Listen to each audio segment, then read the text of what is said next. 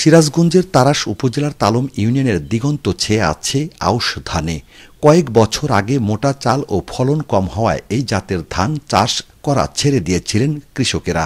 কিন্তু বাংলাদেশ পরমাণু কৃষি গবেষণা ইনস্টিটিউট উদ্ভাবিত বিনা ১৯ ও ২১ জাতের স্বল্প জীবনকাল, খরা সহিষ্ণু আর কম খরচে বেশি ফলনশীল এই আউশ ধান এখন হাসি ফোটাচ্ছে কৃষকের মুখে। জাত ভেদের কারণে একই মাঠে কোথাও ধান রোপণ, পরিচর্যা, ধান কাটার দৃশ্য যেন অবিশ্বাস্য। এই ইউনিয়নে আবাদ হয়েছে ১৬৮৮ হেক্টর জমিতে। স্থানীয় জাতের আউশ ধান চাষে সময় বেশি লাগায় শীতের সময় সরিষাসহ অন্যান্য ফসল চাষ করা কঠিন হতো। এখন নতুন উদ্ভাবিত বিনা ১৯ ও ২১ জাতের আউশ ধান চাষে কম খরচে মাত্র ৯০ থেকে ৯৫ দিনে ফলন ঘরে তুলতে পারছেন কৃষকেরা। ৪ বিঘা জমিতে বিনা ২১ নাগাছি মোটামুটি ধান ভালো।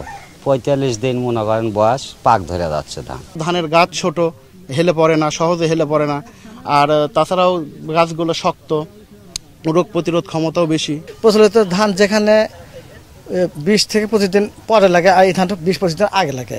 এই ধান আবাদ করার জন্য অন্য আবাদ করতে পারি, আর এই ধান আবাদ করে আমি লাভবান হচ্ছে।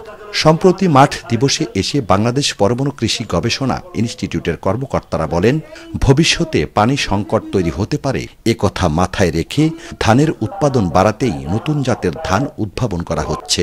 এই দুইটি জাতই হচ্ছে খরা সহনশীল, অর্থাৎ এরা পানি কম পছন্দ করে। এই জাত দুটি আপনারা হচ্ছে উঁচু এবং মধ্যম উঁচু জমিতে ভালো হয়, নিচু জমিতে একদমই এটা দেয়া যাবে না। এবং এটা হচ্ছে চিকন ধান। আমাদের এটা মাত্র সিড টু সিড যদি ধরে থাকি সেটাতে মাত্র ১০০ দিনও লাগে না, মাত্র ৯৫ দিন সময় লাগে এই আউশের এই দুটি জাত হচ্ছে হারভেস্ট করতে। অথচ অন্যান্য জাতগুলো কিন্তু ১০০ দিনের বেশি লেগে যায়। বিনাদান ১৯ এবং বিনাদান ২১ এই দুটি জাত যেহেতু স্বল্প জীবনকালীন, এই জন্য এই অঞ্চলের কৃষক ভাই সহ সারা বাংলাদেশের কৃষক ভাইরা স্বল্প জীবনকালীন হওয়াতে এবং উচ্চ ফলনশীল হওয়াতে এই ধানটা তারা আবাদ করছে এবং সামনের দিনগুলোতে উত্তরোত্তর তারা এই ধানটি আরও এই অঞ্চলে আরও ছড়িয়ে যাবে। দেশে বাড়ছে জনসংখ্যা, কমছে ফসলি জমি। চাহিদা মেটাতে প্রযুক্তি কাজে লাগিয়ে নতুন নতুন জাতের ধান উদ্ভাবনই পারে খাদ্য নিরাপত্তার ঝুঁকি কমানোর পাশাপাশি আমদানি নির্ভরতা কমাতে। মাহমুদুল হাসান উজ্জ্বল, মাছরাঙা সংবাদ, সিরাজগঞ্জ।